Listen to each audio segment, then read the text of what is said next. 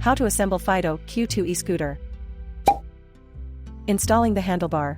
Take out the scooter handlebars. With the handlebars facing towards the rear wheels, insert the riser into the head tube.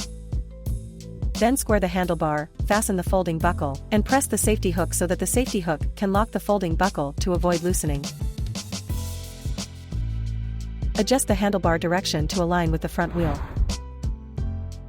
Take out the riser plug, use the hexagonal tool to lock the riser with force, and then cover that with the plug. Note, the riser screws need to be locked with force to avoid loosening during use.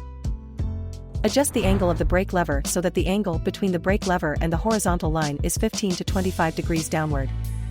Tighten the brake lever screws.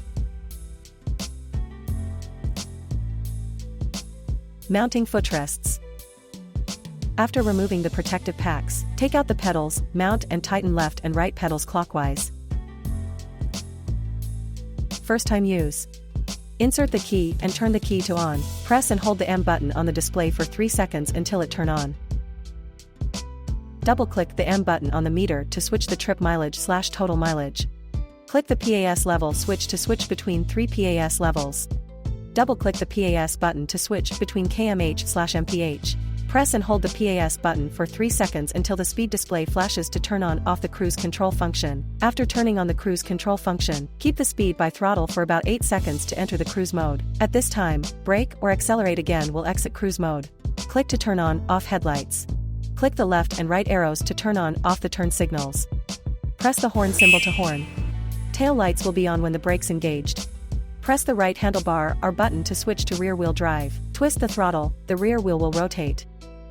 Press the right handlebar I button to switch to dual drive. A warning symbol will be flashing on the display. How to charge.